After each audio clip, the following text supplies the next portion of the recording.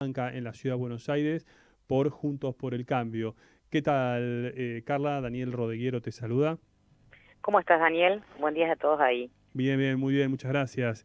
Carla, te quería preguntar, para empezar la entrevista, hay un proyecto que habla de algunas restricciones al gobierno para épocas épocas preelectorales que son muy interesantes por lo que está viviendo en estos momentos. ¿Qué nos puedes contar acerca del mismo? Mira, justamente el tema es que durante el proceso electoral hay cosas que no se pueden hacer, que están prohibidas, que son delitos electorales. Sí, Y por ejemplo, uno no puede inaugurar obras, ¿te acordás? Es decir, cuando sí, empieza la sí, sí, campaña sí, sí. electoral, hay ciertas cuestiones que están prohibidas para evitar inducir el voto y que no sea y que la competencia no sea con trampas, ¿no? Entonces Sí. hay cosas que generalmente se le prohíbe al poder. Una de las más conocidas es esta idea de no poder inaugurar obras, no sé, que 15 días antes de que la mía vote. Mm. Y lo que hemos visto en este año, la verdad es el uso arbitrario de los fondos públicos del país en un proceso electoral. Entonces, hace 2 días más o menos salió una excelente investigación de Laura Serra, que es una periodista de La Nación, donde muestra el uso arbitrario que hacen del manejo de los aportes del Tesoro Nacional, que son transferencias que están contempladas en el presupuesto. Es decir, que la votamos en Mm. 2021 y la verdad que son más o menos 30.000 millones anuales y ahora se sacó una por resolución una partida adicional de más o menos 15.000 millones y, o casualidad, violando criterios objetivos de por qué van a una provincia u otra, la verdad se han distribuido en aquellos lugares en que el gobierno debe poder ganar o debe poder evitar una derrota abrumadora, que son las provincias que eligen senadores, La Pampa, Sí, Santa Fe, ¿no? Entonces, el punto acá es que hay cosas que los oficialismos no pueden hacer en campaña. No pueden usar los fondos públicos de todos los argentinos en un país donde un peso vale oro, porque todo falta, de forma discrecional. Porque entonces estamos privilegiando, obviamente, digamos, los fondos públicos como si fueran una caja política, un botín de guerra. Entonces, la idea del proyecto nuestro es incluir también que durante el proceso electoral ningún oficialismo de turno puede usar el fondo de los argentinos que está previsto en un presupuesto nacional para hacer campaña política y premiar a los gobernadores y municipios amigos, porque no claro. se compite de cualquier modo en democracia y la autoridad tiene que enseñar. Entonces, el clientelismo estatal no puede ser admitido. Hay un límite. Ese es un poco el proyecto que hemos presentado a más de 35 diputados y que obviamente no lo vamos a poder tratar ahora, pero son cuestiones que no las podemos dejar pasar. Entonces esperemos que podamos sancionar esa ley para que en las elecciones de 2023 no veamos ese espectáculo abrumador de que parece que el dinero público es argentino, es una caja política que no tiene criterios en la forma en que se distribuye en el país. Sí, sí, por supuesto. Eh, y aparte de este proyecto, ¿que este proyecto ya se presentó? Ya se presentó, lo presentamos hace 15 días y la verdad que, bueno, tomó un poco de vida pública, se conoció más por justamente esta investigación que hizo Laura Serra a propósito de las transferencias abismales que se han hecho, Sí. digamos, en estos últimos 15 días como una resolución adicional. Mm. Entonces, esto, la verdad que no puede volver a pasar, porque es Claro, como competir con trampa, digamos, ¿no? claro, sí, sí, por supuesto. Aparte, en el nuevo periodo que vas a tener, porque digamos, todo indica que eh, vas a vas a ser reelecta, digamos, ¿no? En la Cámara Baja. ¿Qué otros proyectos tenés en mente para aplicar en los próximos 4 años? Mira, en cuestiones así institucionales tenemos varios, porque ahí tenés que elegir emergencia y necesidad. Como emergencia, lo que estamos luchando, y la verdad que eso es algo que no puede esperar, es todo lo que es salud emocional para adolescencia e infancia en Argentina.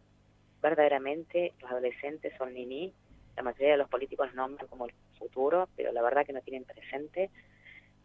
Todos los especialistas están advirtiendo sobre esa pandemia silenciosa que atraviesa miles de familias argentinas y la verdad que no están contemplados en la ley, porque la ley de salud mental que sancionamos en 2011 no habla de niños y adolescentes y la ley que protege a los niños y adolescentes que es una ley de 2006 que habla de protección integral, no habla de salud emocional y salud mental. Es decir, que los adolescentes y los niños son mini en términos de salud integral. Vos sabés que cuando hablamos de salud son 3 palabras claves: física, emocional e integral. ¿Y cuál es la paradoja de Argentina? Que los adultos tienen esas 3 palabras cuando acceden al sistema de salud, Sí. pero los adolescentes, me refiero específicamente a esa franja etaria de 13 a 17 años, no tienen nada, es decir, tienen solo físico, ni emocional, ni mental. Y los datos son abrumadores, Daniel. Las familias tienen una carrera de obstáculos, una orfandad, gastan millones de pesos porque no está contemplado. Pero yo te digo la data de UNICEF. En 2019 murieron en Argentina 429 adolescentes por problemas de autoagresión, suicidios, en fin, todas esas situaciones que están invisibilizadas y que si no fuera por la mamá de Chano que lo puso en evidencia, no saben o contestan.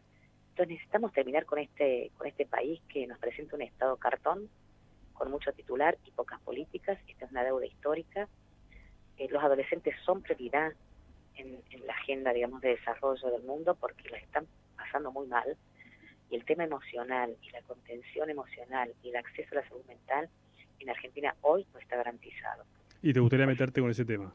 Exacto, 3 cuestiones estamos exigiendo. Lo primero, que se cumpla la ley de salud mental, porque la ley de salud mental dice que esa ley que se votó en 2011, el 10% del total del presupuesto asignado a salud pasa a salud mental. ¿Sabés cuánto es hoy el presupuesto que se asigna? En el presupuesto de 2021, ese mismo que transfirió arbitrariamente, Sí. 15.000 millones, se asigna solamente el 1,47 del total del 10%. No se cumple ni con lo mínimo. Entonces, ¿qué pedimos? 3 cosas. Lo primero, que se cumpla la ley y que el 10% del total asignado a salud vaya a salud mental, y que el 50% de eso vaya para niños, niñas, adolescentes, y el 50% para adultos. Lo segundo, modificar la ley, porque lo que no se nombra no se reconoce, y es una paradoja en Argentina, porque tienen derecho a voto, pero no tienen derecho al acceso a una salud integral en el país. Y lo tercero, el primer programa nacional de salud mental para infancia y adolescencia, que lo estamos pidiendo básicamente hace 3 años con todas las asociaciones de infancia en el país y los padres, para que sea prioridad y entonces no deje de ser ese eslabón perdido en las grandes leyes que a veces saca el Congreso, que son titulares, pero que no se transforman en políticas. ¿Cómo imaginás estos 2 próximos años que quedan de mandato de Alberto Fernández? Bueno, después dirás si continúa otros 4 o no, pero por lo menos le quedan 2 años de mandato. Después de una posible derrota en los próximos días, ¿cómo imaginás estos 2 próximos años? Mira, creo que la Argentina que viene es una Argentina, y esto me parece que Juntos por el Cambio está comprometido, es una Argentina que ya no hay más margen para mayor deterioro. Así que la palabra clave es responsabilidad pública, colectiva e institucional. Creo que el 15 de noviembre va a ser tan importante el mensaje de los que ganen como el mensaje de los que pierdan. Y la expectativa que tenemos, al menos yo en la Cámara, y ese va a ser un poco el compromiso en el Congreso, es que no hay margen ya, ¿no? Para especular, para que las instituciones políticas sean endogámicas. La dirigencia política argentina tiene que mirarse a sí misma y entonces avanzar, sí, a la reforma, digamos, de varias instituciones que no funcionan bien. Porque a veces defender las instituciones es modificarlas. Hay un statu quo en la Argentina que abruma. Paso a decir uno, en un país donde todo falta y un peso es un montón, porque cuando a vos te falta, todo es necesario, ¿no? No puede ser que todo el personal de uno de los 3 poderes clave del Estado, como es el Poder Judicial, y hablo de los jueces, magistrados, fiscales, defensores, empleados, no paguen impuestos a las ganancias. Es insólito. Es el único caso en la Argentina. Digo esto porque ahora está el tema del debate sobre la asignación presidencial, pero eso significa que todo ese personal del Poder Judicial no pague impuestos en las ganancias. En Argentina significa 73.000 millones que los argentinos se pierden y que los necesitamos en los hospitales universitarios, en las escuelas, en la salud, en la seguridad. Entonces, necesitamos un país donde nadie tenga coronita, donde seamos todos iguales ante la ley, cada uno en su función, que no haya asimetría en lo que se gane. Y esas son las grandes reformas, y creo que la ciudadanía está diciendo algo de eso, independientemente de quién vote. Y te hago la última, Carla. El PRO sea, digamos, de una suave su ala dura o a la moderada, han dicho que no a un posible llamado a diálogo del gobierno. ¿Cuál es tu postura? ¿Hay que sentarse a dialogar? Bueno, acá hay un punto. Cuando dice el gobierno que hay que sentarse a dialogar en un proceso electoral, hace trampa. En ninguna democracia del mundo ocurre que en un proceso electoral vos negociás o acordás, porque justamente competís para que en función de los votos que tenés, eso es la medida de la fuerza del poder para negociar. Entonces no vale plantear los acuerdos, bueno, como un poco nos tiene acostumbrado el gobierno, creo que eso es un gran deterioro de la palabra pública. Es decir, los acuerdos se dan después de los procesos electorales, porque independientemente del gobierno o la oposición, aquí el actor más importante es el que expresa en las urnas. Los ciudadanos también se sientan en un acuerdo. Y ese acuerdo, y lo que quieren los ciudadanos está expresado en las urnas, el 14. Entonces no es que podemos acordar sin entender lo que la ciudadanía está poniendo sobre la mesa de la negociación. Entonces creo que se acabó un poco, se cerró el ciclo en la Argentina de esta idea de, bueno, del gobierno anuncia, vacía las palabras, porque digamos usa palabras muy importantes en la Argentina como una estrategia de campaña, pero no como la necesidad de lo que realmente se necesita hacer en el país. Entonces creo que la oposición va a ser absolutamente responsable en términos institucionales, pero va a negociar cuando haya un plan, Claro. va a negociar después de las elecciones, va a sentarse en una mesa cuando haya seriedad para avanzar, pero no esta idea de vamos a acordar antes de las elecciones, esta estrategia que a veces tiene el frente de todos, y yo lo lamento, porque hay palabras que no se pueden desgastar. Hay palabras que la dirigencia política son sagradas y el valor de la palabra de las autoridades públicas del país.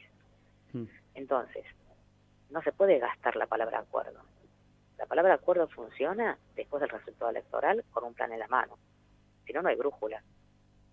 Bien, No se bien, puede acordar expectativas, se tiene que acordar política. bien, perfecto. Bueno, Carla, te agradecemos tus minutos con Sección A Ciudad ustedes. y por supuesto vamos a seguir hablando. Un placer, Daniel. Muy bien, muchas gracias, ¿eh? Bueno, fue Carla Carrizo, diputada nacional de la UCR Evolución y candidata a renovar su banca en la Cámara Baja dentro del espacio de Juntos por el Cambio.